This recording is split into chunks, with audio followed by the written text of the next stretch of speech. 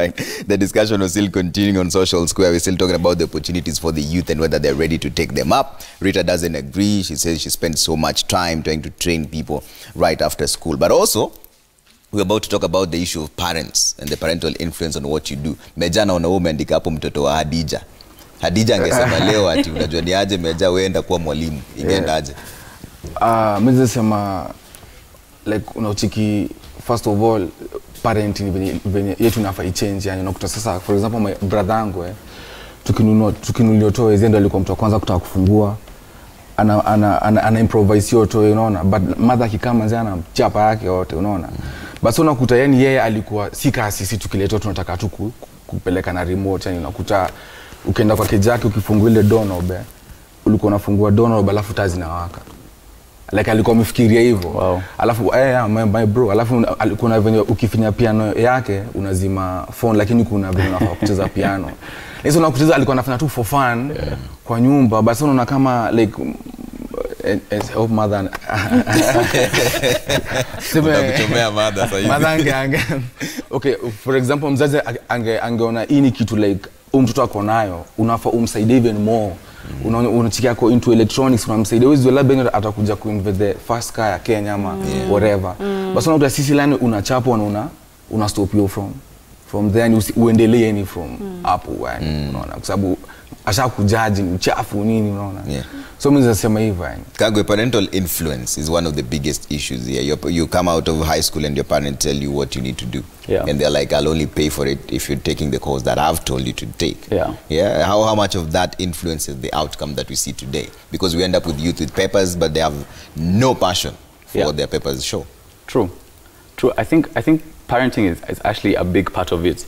And if you, I read a study the other day that was showing, it said something along the lines of why so many 20-somethings are depressed, right? And it comes from this thing of, say, like our grandparents' generation, where, you know, they told their children, go to school, get a degree, get a job, get married, get kids, and that is what life is, right? And then somewhere within like the 80s, things started going really well, and people who had an undergraduate degree were now in really, really high positions of employment and doing really well. So this guy has come from the village and he's like, wow, I've made something out of myself, right? And he then now teaches his kid, which is our generation, that actually you can do whatever you want to. You can be whoever you want to. So our generation then grows up very entitled in the mindset of, I can actually be whatever I want to be, which is good, it's supportive, but at the same time, it creates an idea of entitlement. Then you come to the thing that Major was saying earlier, right? Where now we are all comparing ourselves on social media, right? We're both in the same class, we've done the same degree, and so on and so forth. And I don't feel like I'm living as good of a life as Major is, right? But it's not necessarily real, right? And so now those things reduce even the desire to work, to grow, because you start to feel insignificant, right? And then that brings up a whole other discussion about depression. On that issue of, because I was going to bring it at some point, our parents' generation vis-a-vis our generation, you look at theirs, they had it a bit easy. In this day and age, we have more to handle, you know. I was reading Barry Sanders' tweet, and you were saying that, listen, it will take longer right now for a young person in America to clear their school debt compared to their parents back then. So you think about the issue of entitlement as a young person, then you look at what our generation has to go through vis-a-vis what our parents went through. You know, the baby boomers had it a bit easier than us a little bit. So don't you not think that also has sort of played a role in that? I think so. But I think it has definitely played a role. I lost my train of thought, which is why I'm getting confused. Okay. I'll let you remember.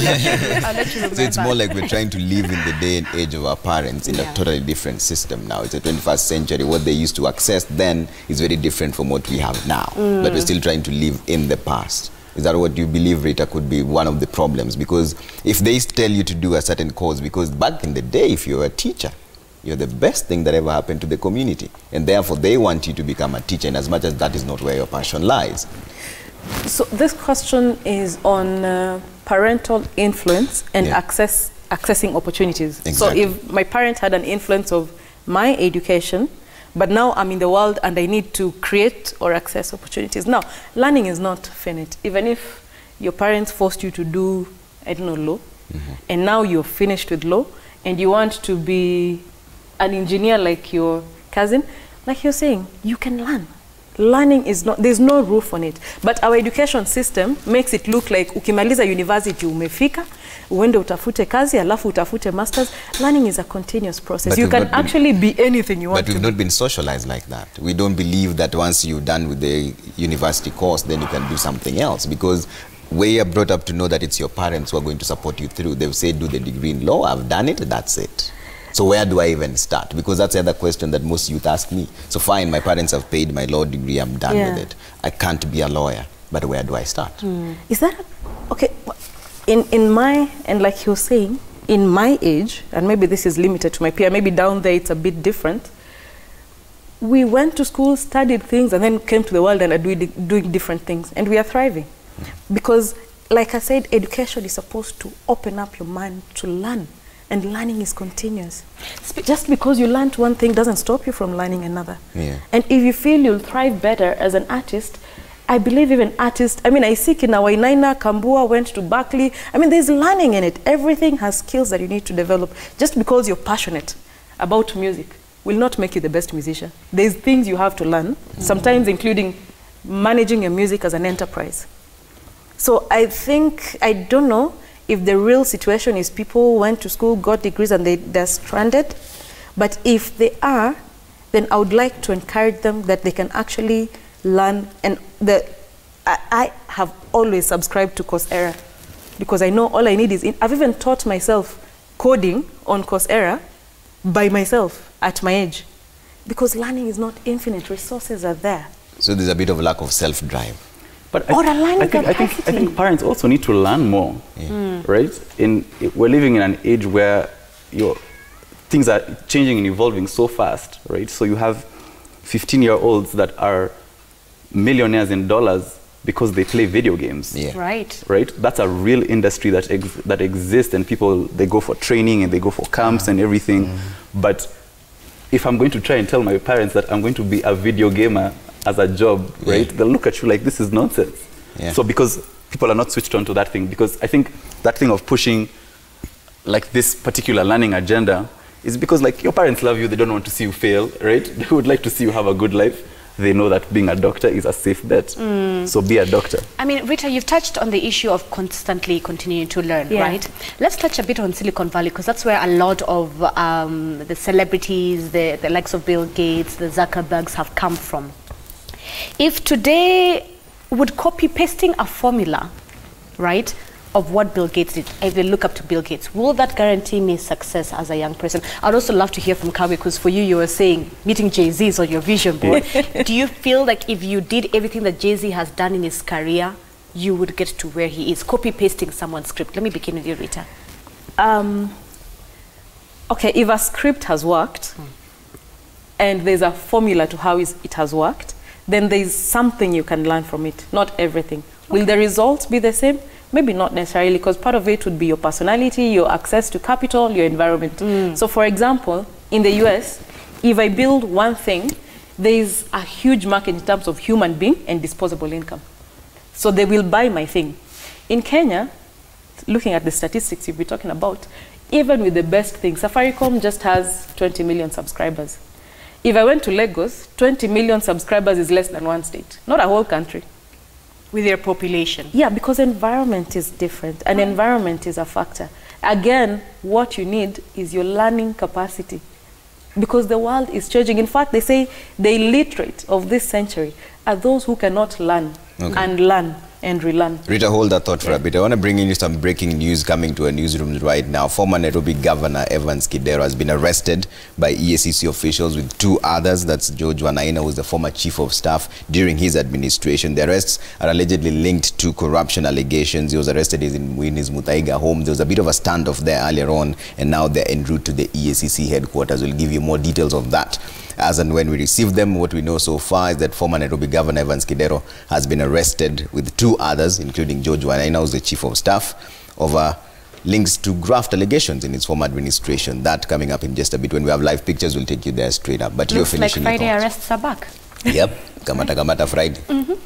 Rita, yeah, so I was on the thought that the biggest illiterate is the one who can't learn, not the one who can't read and write. In this century, you have to learn, you have to unlearn the things maybe your parents taught you or the world taught you in your country, and relearn new things. All right, Kagwe, let me hear your thought. Copy-pasting, in this case, Jay-Z's scripts, do you think it will work for you? I think like Rita said, there's blueprints that you can follow, right? Jay-Z had a completely different upbringing and environment than I did. The industry is completely different from me. I think what we can do, however, is maybe look at those models and try to apply them to a Kenyan or an African setting, but also look at people who have come before you.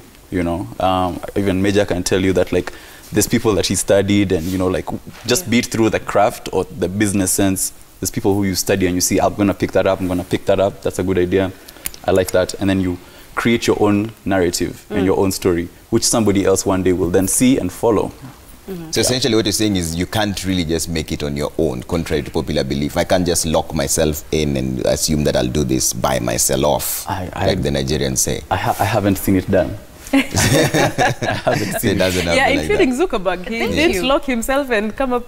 He did something with someone else's idea. 2-3 roommates with him. Yeah. And even Bill Gates. I mean, these stories, I don't know where people should expose themselves. Maybe reading is also a factor. If you read the Bill Gates and Steve Jobs narrative, at some point they were even collaborating. Microsoft things were in Apple and Apple things were in Microsoft. There's a story that you never know. There's the success part of it that they never tell you. But the information gap is something that the youth are not very keen on. I meet several of them today who are proud to tell me they don't watch the news anymore.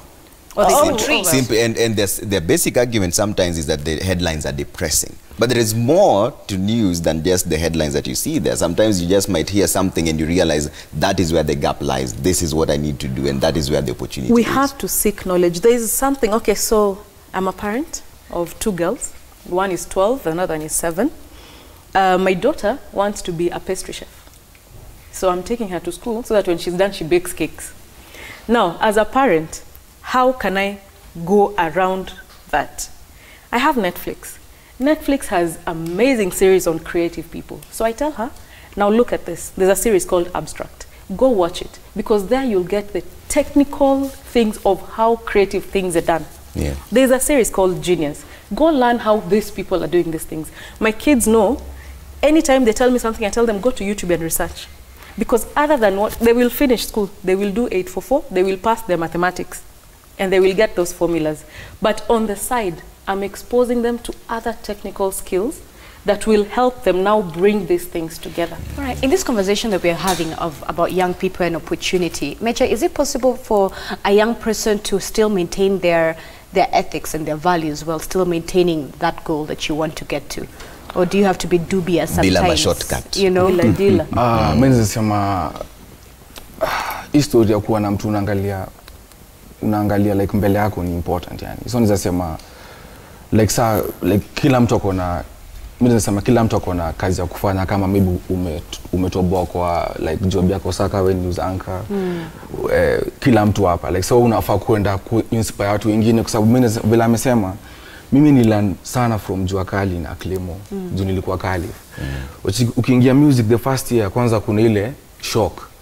Ile shock ya unatembea hivi fulani ule anagotea, yani ni shock kwanza. So unakuta kama unakuta artists wengine watapitia ile njia ya ni shock, alafu all of a sudden huko ana do imeanza kuingia, so unaanza happy, madem, kulewa. Basi unakuta nilikuwa na follow, utasikia utaniambia hapana, chungu usiingie kwa lifestyle ya kulewa, chungu usiingie kwa lifestyle ya madem, kwa sababu nilikuwa na wasee naona, na pia nikiangalia Jua naona ni kitu imewaka. Major, I love that perspective. How one moment you don't have money, you work hard, then you get money, and a lot of people do not know how to handle having lots of money. How to handle success can shock you. But your discipline, kusema kweli uko peke yako huwezi jua. First utaharibu do kabla kuje kurealize. So nasema ni vizuri like ukimake it, yani unaweza rudi like campus umelisomea, unaongelesha watu like tuseme watu waenda kuinspire watu kukua like a doctor, ama kuinspire mtu kukua, lakini hakuna watu waenda kuongea about ile finance, kumanage finance. ukuwa na discipline. Ile nje ulikuwa nao ukienda kuapply job isiishe, all of a sudden sasa unataka kuamka late kwa sababu umeona sinishazoea HR tuko napiga shots neja na usiku. Unaona, so unafaa kuenda bado na ile njaa discipline. But still unanidua mtako mbele yako. Juu maybe kasi singekuwa najua maybe hata singekuwa hapa. Kagwe, you know, there was an article that went viral a few months ago, about a year ago, describing Africa's youth as an opportunity or a ticking time bomb. I don't know if you saw that. It's either, because in general, as the African continent, we are one of the mean age is about, what, 19 years old, so we're a very youthful continent in itself. So is that a power that we can harness, or is it another ticking time bomb waiting to happen? Just to pick up from what Major is saying, discipline. Will discipline be the answer that perhaps we as Kenyan youth and we as African youth need in order to elevate us into the next level of success as Black community? I think so. I think discipline is definitely up there. Innovation is key. The other day I was reading about this South African guy who went to New York, and his business is that he cuddles. Right? So you call this person to come to your home, and they come and they lie in bed with you and they hold you. It's true, I saw that as well. And they hold you for hours, and then you give them some money and the guy leaves. Wait, what? Yeah, I'm so sorry. This is actually true. I saw that as well. Even in Japan. If somebody's paid for cuddling? For cuddling. Yeah, it releases happy hormones. That's a job. And that's a job. Yeah. And it's a professional. So I go to New York, cuddle someone, get paid. No, in Japan, No, really? It's absolutely. So being innovative enough to understand that times are changing, and like as Rita said, identifying problems or needs and meeting those things with solutions is the way that industries grow all around the world through time. No, in Japan, I know people are paid to eat. Like, it's an actual job for you to eat on the internet. Like, open your webcam and start eating. They even cuddling for hire. Hata kwenda nini, like kwenda lunch, kuongea, unakuwa paid, because unalipwa na parents. Rita, do young people understand discipline? Being on time for meetings, how to conduct yourself in the work environment, you know, even though you're out drinking with your boss yesterday or you had dinner with him or her, tomorrow when you're at work, it's a different scenario. Let's not get things mixed up. Do young people understand that discipline? I don't know if it's a youth thing or it's a person thing. I think I can't say for sure that all young people don't understand. I think it's more of a personal development decision. Young people have to take their personal development a bit more serious. Like, you just can't happen into the world. Even Jay-Z and this Beyonce story, Beyonce is a high school dropout, but she works damn hard on those moves. Even Michael Jackson. You saw Homecoming? Yeah, even Michael Jackson. Like, I have always been a Michael Jackson fan. Separate that from Neverland. But the thing is, it takes a lot of personal development. And personal development takes a lot of discipline for you to actually get what you want out of life.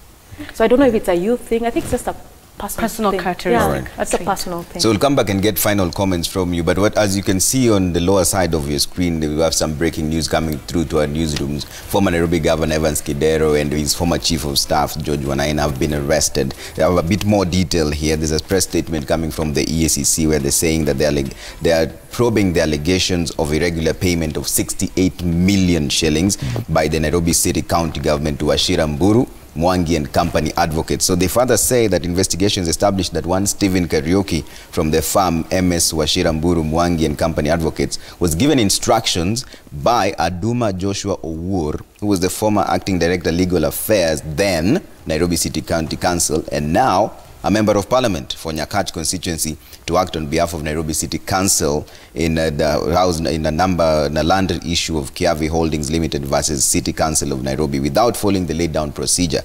So there are several issues that they're following up. They say first, the advocate representing Kiavi Holding Limited did not possess a valid practicing certificate at the material time, and they're going to be charged with almost 5 counts of issues. That's 1, conspiracy to commit an offense of corruption. There's unlawful acquisition of public property, abuse of office, dealing with suspect property, and money laundering as well. So right now, on the 26th Commission has arrested 3 suspects so far. That's Dr. Evans Kidero Odhiambo, former governor, Nairobi City County, and George Wanaina Njogu, former chief of staff, Nairobi City County and director, CAPS Limited, and Paul Mutungi, who's the former councillor with the Nairobi City Council. That's what we know so far. So former Nairobi Governor Evans Kidero is currently being taken to the EACC of allegations of 68 million shillings property tussle there and irregular payments. We'll give you all the details as when we receive them and get you the pictures as well. And of course, Semana Citizen team will also follow up that for you. But now let's get final comments from you. How do we help out the youth now at this particular point? What should they learn? Based on what you've seen, based on what you know, what is their take home?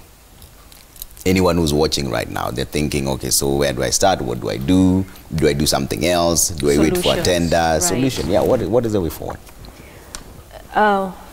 From where I see it, and this might not be the perfect solution, but I think it's a solution that can work, that add value to the world. Have a problem that you're actually solving, and people will pay you for it. If the goal is money, people will pay you for value that you actually add, whether it's as an entrepreneur or as an employee. That's from where I see it. I know maybe in entertainment it's different, but from where I see it, just add value. Identify but the gap, value has to be developed. Okay. You have to give yourself the space, the time, and the personal investment to actually develop that add value that you're taking to the market. And that applies to us as individuals and also as a country. I keep saying this country, we can't keep selling lions. What do people come to Kenya for? What value is Kenya adding to the world? Because Kenya consists of us. Yeah. All right. I like that. We're not just selling lions to I know, right? I would say we need to redefine our measure of success and what we term as success, right? A lot of it we put based on money. I always say politicians are our biggest celebs in Kenya because that's where you see the money out there the most, right? And so that is the highest measure of success, right? The car that you drive, the house that you live in, all of those things. And for me, a question that I like to ask people, especially if they're trying to figure out what they're trying to do with their life, is if money was no object, right? And you had a roof over your head forever, you had enough money to spend on whatever you needed to spend it on, what would you do with your life, right? And a lot of the times you'll find a lot of passionate answers that come that then drive positive results, right? And then that leads somebody to understand and to understanding and developing their passion. Because now you realize that if I can do this thing and I am this passionate about it, then I can invest this much time into it and then see returns of different natures coming to me. I like that. Define success, what success is for you. All right, Major. Me first danza na kuapili kwa parents, yani like vile Kagwe alikuwa amesema wanafaa wajielimishe more, like kuna other kind of jobs, yani kama kuwa DJ ni job, yani kuwa artist ni job. Like see, sikuwe tabuka kitambo. Then another thing kwa my youth, yani jackpot mentality wanafaa watoe. Lazima yani ile process ni muhimu kwa life yako, yani kwa sababu unakuta ukipitia process fulani hata ukiani odo utaharibu ukikumbuka ile hardship umepitia. Alafu pia ukianza job, yani kama wewe ni youth, kusota ni kawaida, yani usele unaanza kwa sababu unaweza venye walikuwa wamesema mtu mwingine akianza job anajua ndafungua job tao next week ndo kwa make profit 100,000. So losses huko kwa life ifeku kufanya ati usiendelee na career yako, unaendelea na career yako unaomba, alafu hard work kupiga talent any day. Yeah. So start small, the hard work kupiga talent every day. That is fantastic. Yeah. Exactly. Yeah. So it's not about just your talent and put in the work into it. All right, that's why we leave Social Square and the youth and opportunities. I hope you've learned something. Hard work beats talent any other day. I like that line. All right, so when we come back, Web Wars with Kimani Bogwa. Thank you so much for staying with us. Daybreak continues for about, 2 more hours. And then it's time for the weekend and level up.